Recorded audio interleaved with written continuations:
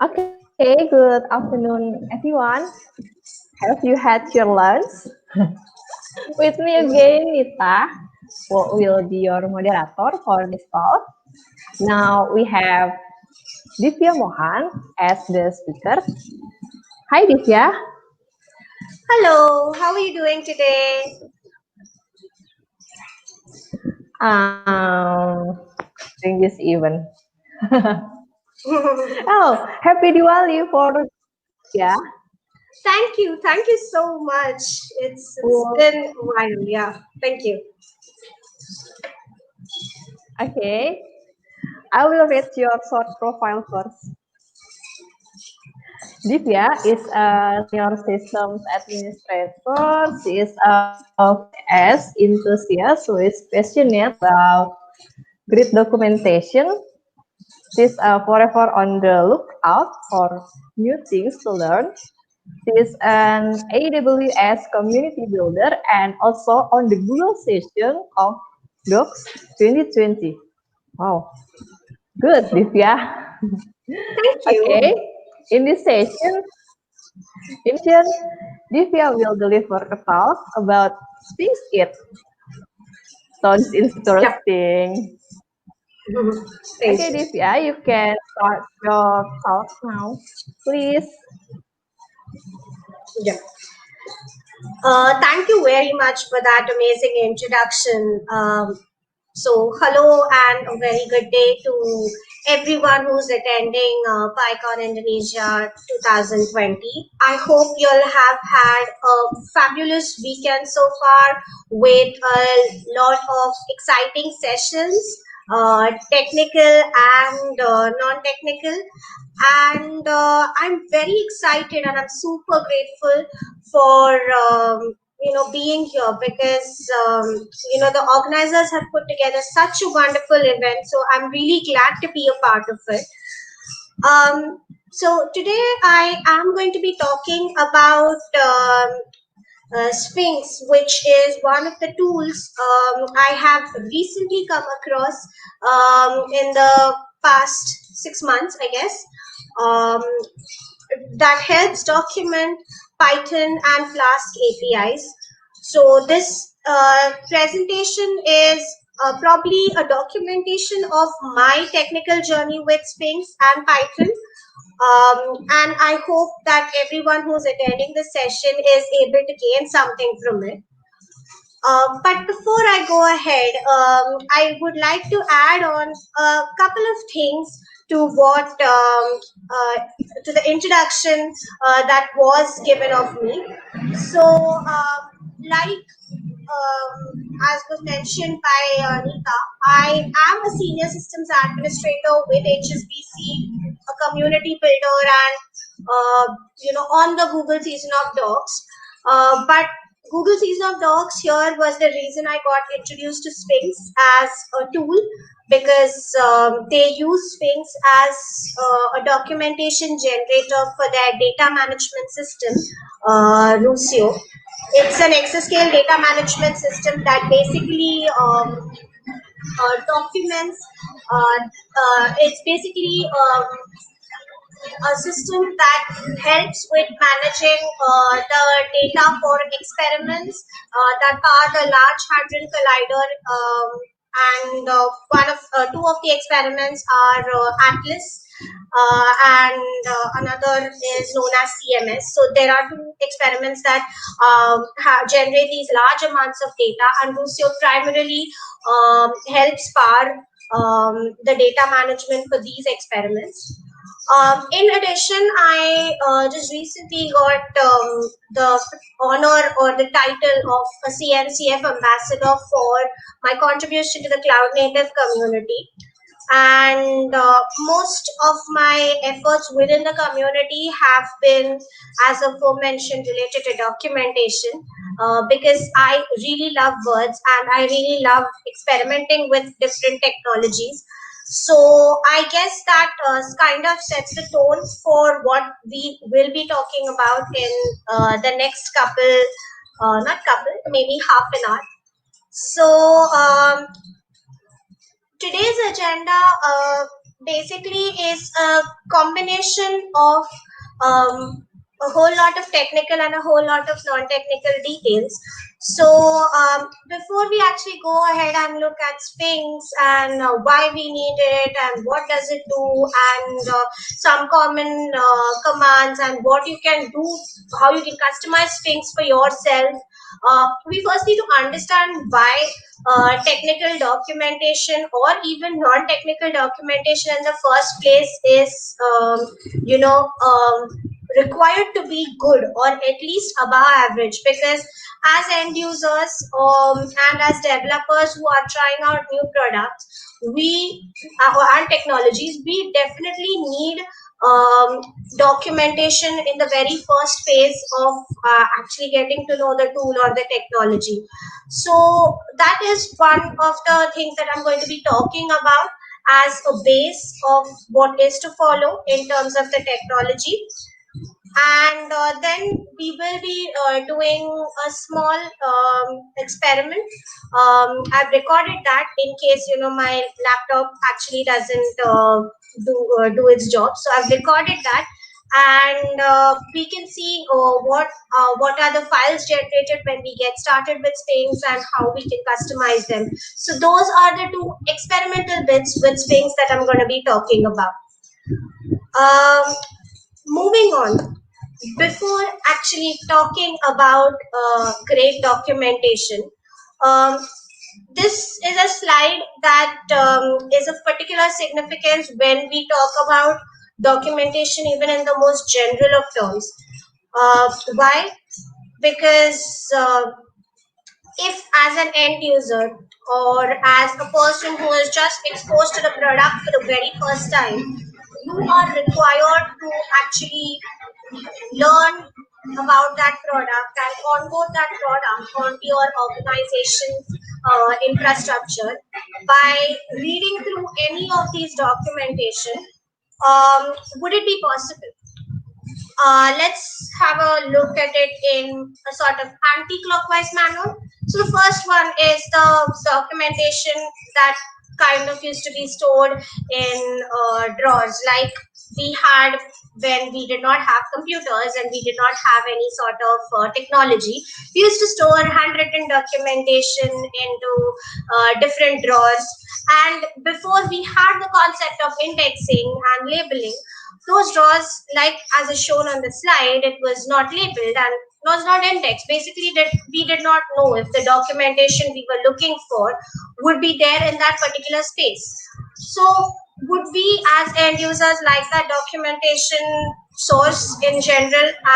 If we were to learn from that, I don't think the answer to that would be yes in any sense of the term, because it would be so difficult to find what is relevant to you at that particular time to learn from all the different shelves and drawers, that you would probably give up on learning and say, let's just not learn about this product anyway. The next piece of paper that is there on the bottom left, those are that's probably some sort of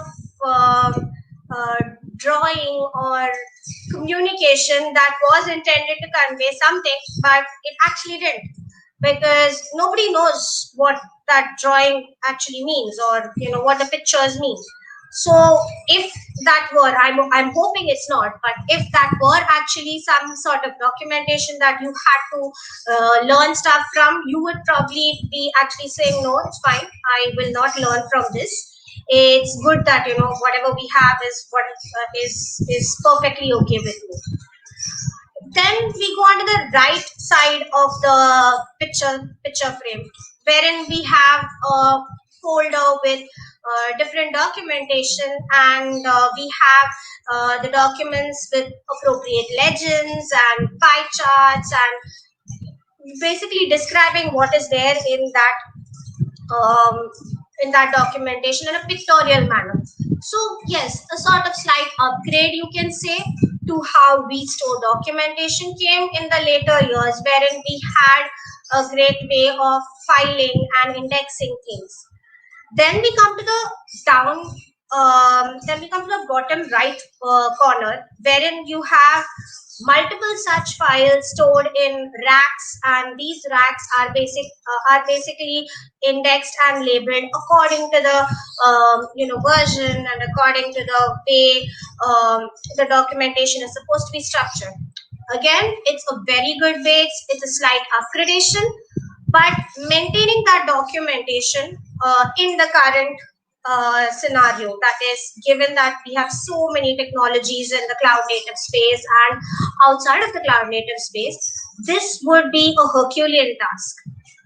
Now, when we look at a documentation technology of sorts, wherein whatever we spoke of as features is clearly visible on the screen. So Confluence by Atlassian is a very popular tool that is used for documentation and centralization of documentation, primarily non-technical, in various enterprise and in various large enterprise and small mid-level enterprises.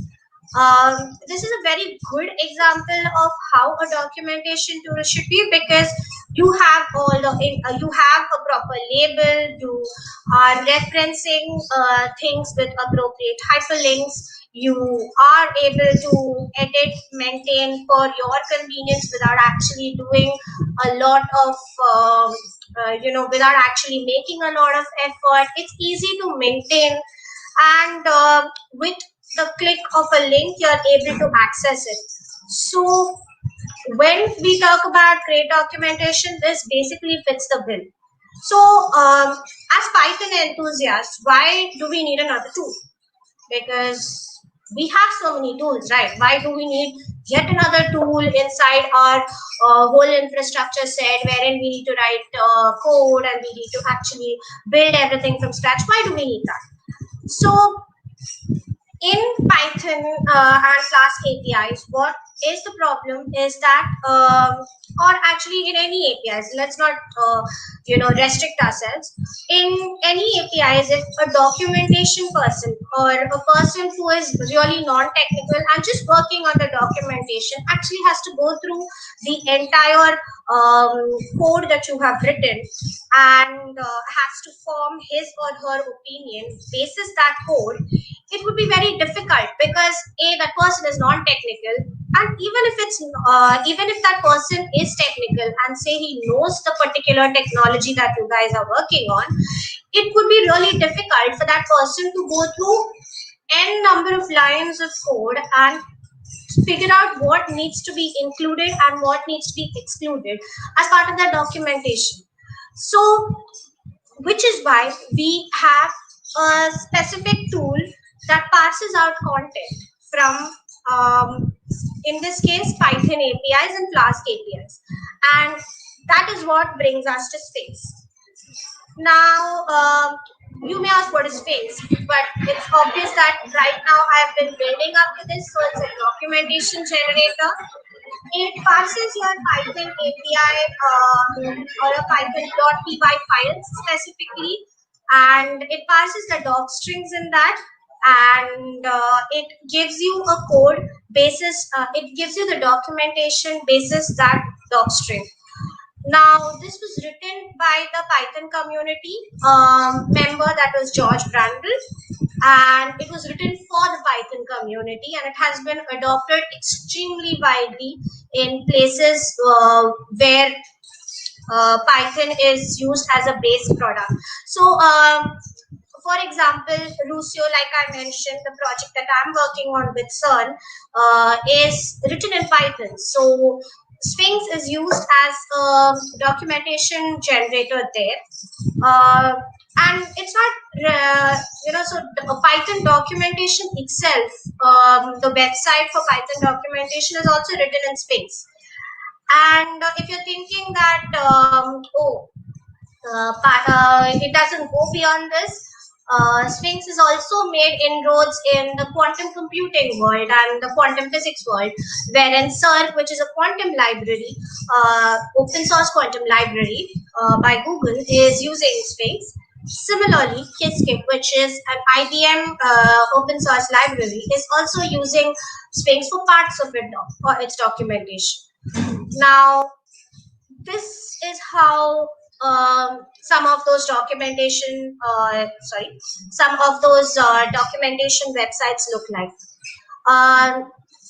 Now you might notice that all of these have different themes, and they are really colorful, and except the Python documentation, of course, they have different themes and they are colorful and you can customize. So how do we do that? So for that, I have recorded a very short video that I shall be sharing right now. So please bear with me for like 2 minutes till I bring up that screen.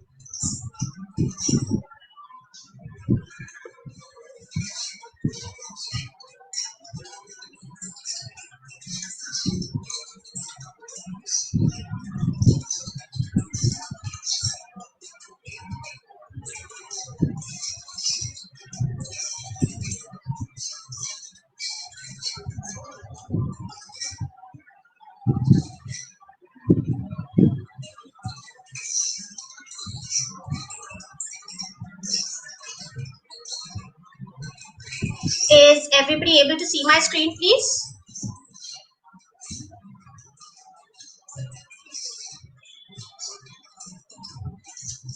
Neeta, are you able to see my screen? It should be a command prompt window.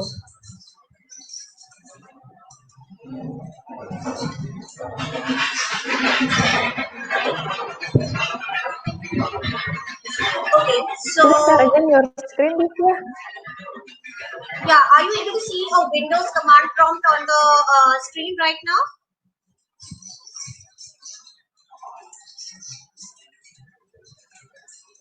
I cannot see your screen. Okay, just a second. Share my screen. Okay. Just a second. Now is it visible?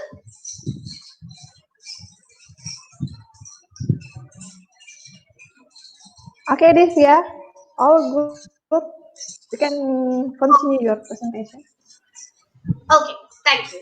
So, Sphinx presentation is custom documentation folder that I created specifically for my PyCon Indonesia presentation. So I am just going to initialize a Sphinx project in this particular documentation, in this particular folder, and let's see how we do that.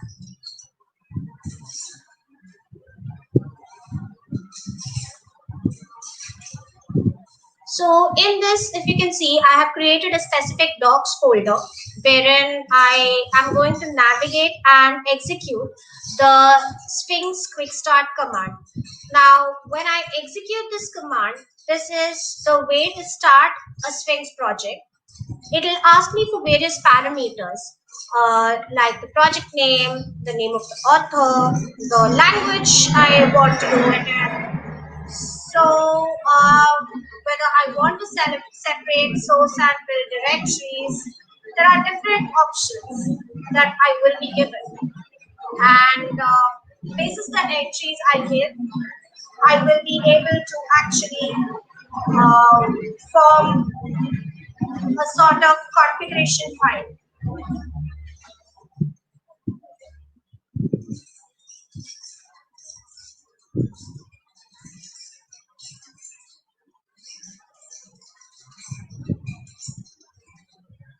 So as you can see here, I have actually created a Sphinx demo project with myself as the author, and I've given all the default values. So if we look at this project right now, which is going to be under my C drive, under the docs folder, you will see that the build and the source, as we have specified in the presentation, are different folders. They are not the same. You'll also see that there is a makefile in the particular Sphinx presentation folder for directly executing the Sphinx build command, which we shall see in a few minutes. And let's go inside the source directory to see what all files are created. Now, index.rst, this is a very interesting file because this is the file that will give you the index page of your presentation. So, not presentation, sorry, project. So, this whatever is there in this file will be the thing that is visible to you on your index page. So, let's just open this. Unfortunately, today my Visual Studio Code is not opening, and I'm really sorry about that. So please make do with Notepad. So if you see here, you can see that this was created today, and you can adapt this file. They've given the basic stuff. Now, there's a directive called as Toc Tree. Now, what is this? So Toc Tree basically means table of contents tree. And this will give, like I said, the index page will be the first page that you come across when you click your documentation, and it will give you the list of what all has been included in this project in terms of RST files, in terms of other stuff that you have included. And if you want, you can also have subcategories of this specific Toc Tree. So suppose you have a main header as concepts, you can have subheaders, subcategories to that header as well. So here I've given the max depth as 2. So that means the maximum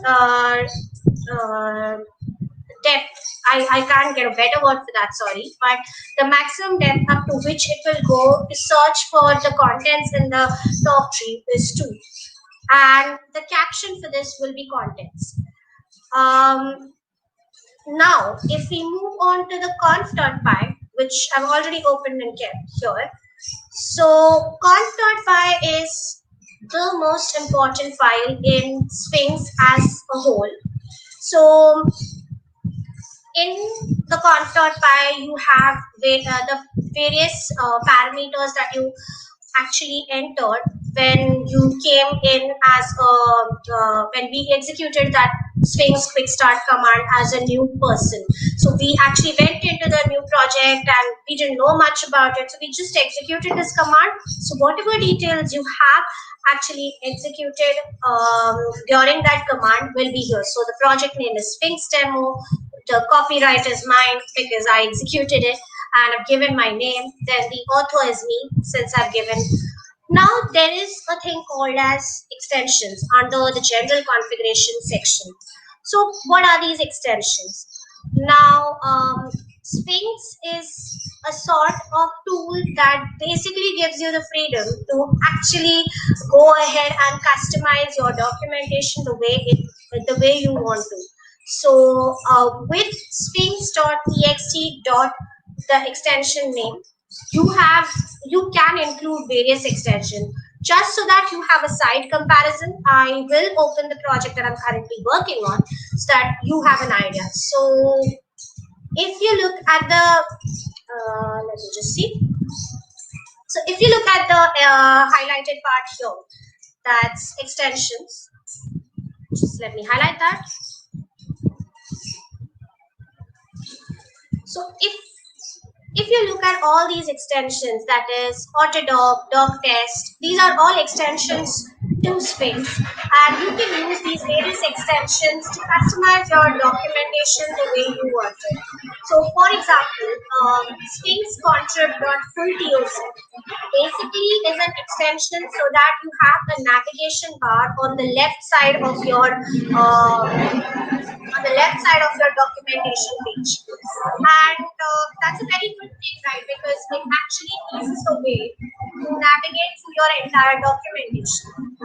Now, if I go back to the older Sphinx, or the new one that we made, There's also a templates part wherein you can add templates. You have patterns that you can exclude, and the main thing here that I would love to stress upon is the HTML theme. Now, Sphinx is a tool, like I mentioned, that is extremely customizable. So you have a lot of themes that are there within Sphinx that you can use. So let me just navigate to that site wherein you can see the different themes. So if you see here, sorry, if you see here, there are a lot of themes available for you to peruse and to actually include in your project. So if suppose I don't like the TOC tree being on left, the table of contents tree being on left, and I want a nice red colored theme with nice block documentation, I can choose this. First, I can view the sample here by clicking on the sample folder, sample hyperlink. It will show you how it looks. Okay, and when you're done with that, you can go and check if how to install it. So every Sphinx theme that you use needs to be installed separately by using the pip install command. So that is what the PyPy link points to. So if you see here, you can see that there is a pip install command for every theme that you use. So this is for cake.php underscore theme. And once you download this theme after installation, you obviously have to make changes to your conf.py because that's the main theme file. So conf.py, I'll open it here. So there will be specific things that you need to add into your conf.py locally. So one of the things that are normally added in other themes is the import section will be changed because typically the path where the themes are installed changes in some themes. So the import section changes. So that is something that changes in themes that are not standard. And in this, of course, it's not changed. You don't need to modify any of your project copyright or author section. And what you will need to modify is this, your import kit. So in the whole theme is basically, like I said, going to be imported under this particular section. You can of course add the import php underscore theme at the top, and then you can add these various customizations wherein the HTML theme path is given, you give the various extensions, and you give the theme name. And this is something that's very new to me as well, that is HTML underscore context. So that differs from theme to theme. So there are many themes that do not have HTML underscore context as a part of the theme installation. But yes, that is something that's there as part of the cake PHP underscore theme. So you necessarily have to add this snippet when you are actually onboarding this theme into your project. So like that, there are a lot of themes that you can go through and add, and trust me, they're really beautiful. And if you're actually not satisfied, you can even have your own CSS files along with whatever additional layouts or image files that you have added to the static folder that is here, that gets generated basically when you actually do the Sphinx quick start. You can place the zip folder here and reference that into your in your conf.py. So Sphinx not only gives you a lot of themes as part of its standard process, you can install it easily via pip install, but you also have the opportunity to actually go and customize your customized Sphinx with your own themes, which I think is really cool if you have the bandwidth and the time to actually do that. So unfortunately, my project with CERN was for 3 months. It's ongoing and will be done by December. But if it was a slightly longer duration project, it would have been an awesome thing to actually go and change things according to my wish and command and have things aligned the way I could. So I'll just show you what I included as the documentation side. So this is how the documentation looks like after the InSegel theme was added. So that is the theme we chose for our project here.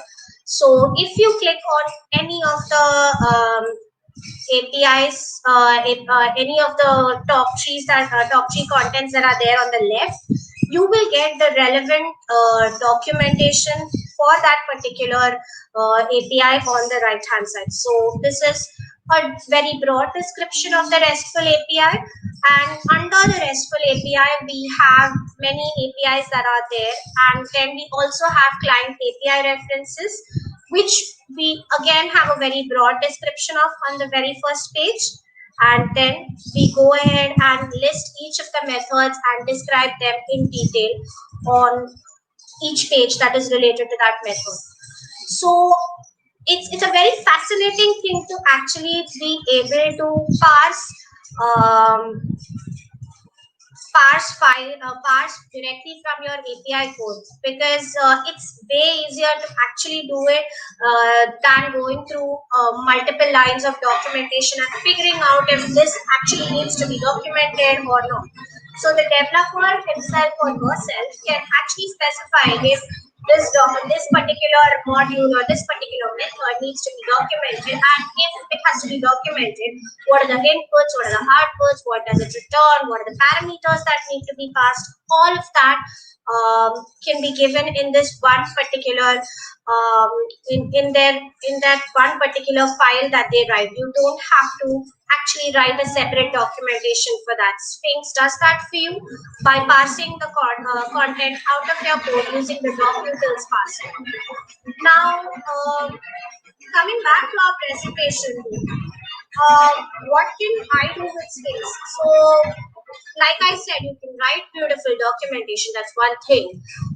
Now, what I showed you was the conversion into HTML. So basically, all the files that were parsed out of the Rusio Python APIs was converted into restructured text. Now, the restructured text, basically, I converted it into HTML because those were the requirements of the project. But you can also actually convert it to PDF and make it more accessible for users to download it onto their machines and peruse the documentation for their requirement. You can also make it into a manual page of sorts, like Linux does with its commands, and you can have that as an option. But that obviously would require you to convert into either the HTML or the PDF format. And to be honest, the restructured format is a more sophisticated markdown format. So it won't be really difficult for you to understand restructured text if you already know markdown. So it will not be extremely difficult, but obviously some learning curve is going to be there. What I would have loved if Sphinx could have done is actually convert restructured text into Markdown, because a lot of projects nowadays I have seen are migrating to Markdown, and if Sphinx had the direct capability of generating Markdown, that would have been great. So we did try. We did try actually writing a parser for that, but literally it's a very difficult job. So Sphinx is by far the best tool to actually parse content. And it's a very difficult job for any other parser to pick up documentation string from your Python code and convert it into a restructured or a markdown text, because it's a very difficult job to parse those strings in the very first place. So that is what I would have loved if had it been a part of Sphinx, and it's something that I am trying to work upon as a separate project. I'm not sure if I'm going to be successful with that, but it's something that has caught my fancy because I've been involved in this project for nearly 3 to 4 months now. So that's what I'd like to see, and that's what I'm probably looking at contributing, since it's an open source project. So yeah, that's about it from me as part of the presentation around Sphinx. And obviously not all projects for Python will demand, because not all projects are API based and not all projects require this. But I think Sphinx is a very good tool as opposed to the other stuff that's there in the market, and it's definitely something people should give a try if they are looking at generating stuff from Python, generating documentation stuff from Python, because it's a very easy way to do it. So with that, I think I'll end the sharing and the presentation. If we have any questions, I'll be happy to take them, Neeta.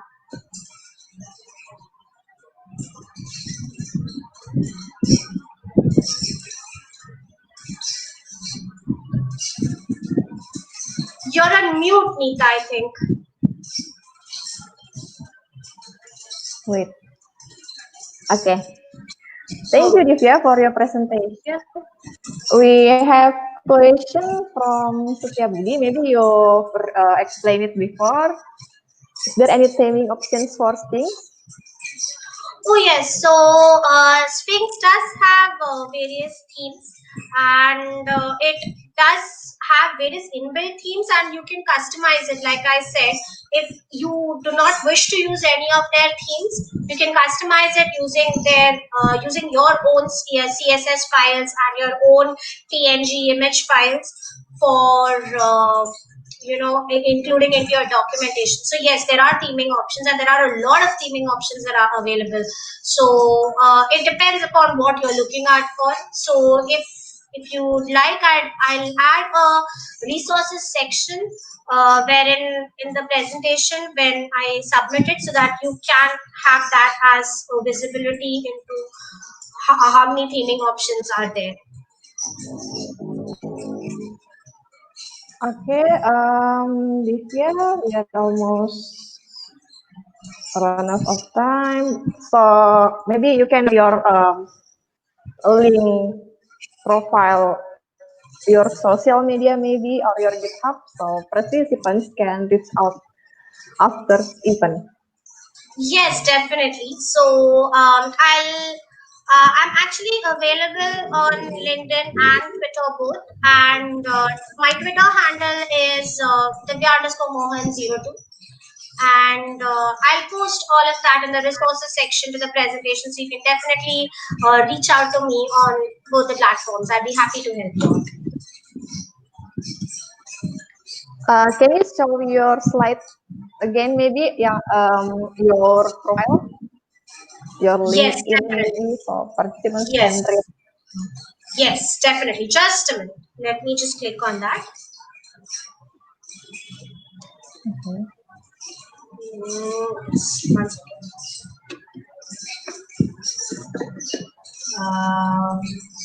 Just a second.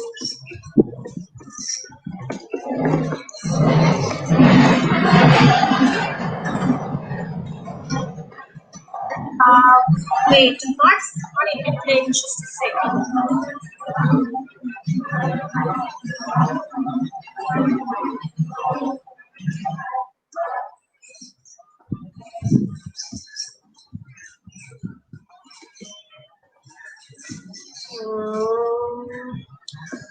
Sorry, it's just that I think I'm sharing the wrong thing. So just a minute.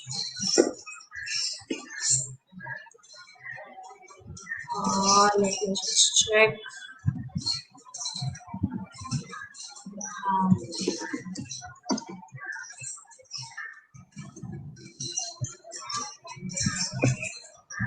And Sorry, here we have another let yeah, another lesson. Maybe you can yes. answer it. Yeah, I'll share it in the presentation. That's not a problem that I'm uploading. I'll share it in the presentation that I'm uploading. I think I'm doing a mistake while sharing, and right now screen's hung, so that's the problem. Divya, we have Yeah.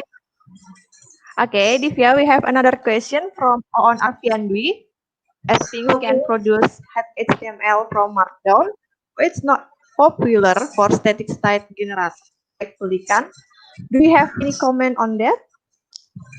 So yes, I do actually.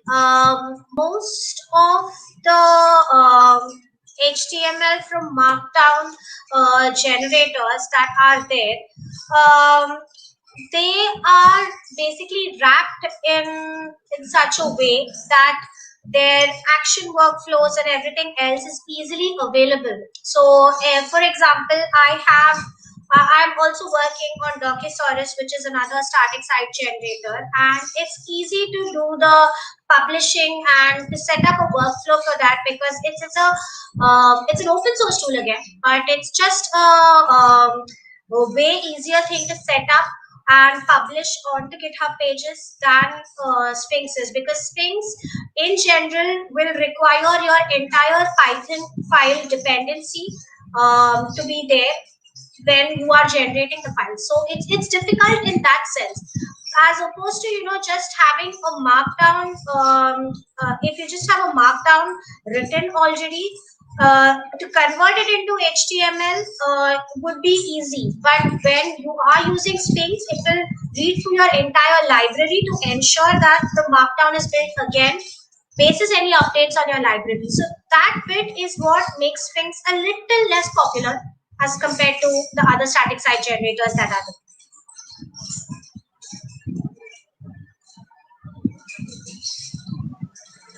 Okay, Divya. Maybe it's enough. No other questions from Okay. participants. So we're going to end this call. Yeah. Maybe you want to say something to the participant? Yes, thank you for again having me, and thank you for tuning in, because it's been a great pleasure actually presenting whatever knowledge, little knowledge that I have to you guys. And thank you for the opportunity, guys. It's really been a pleasure being here, and I hope to participate in future events as well. Thank you so much.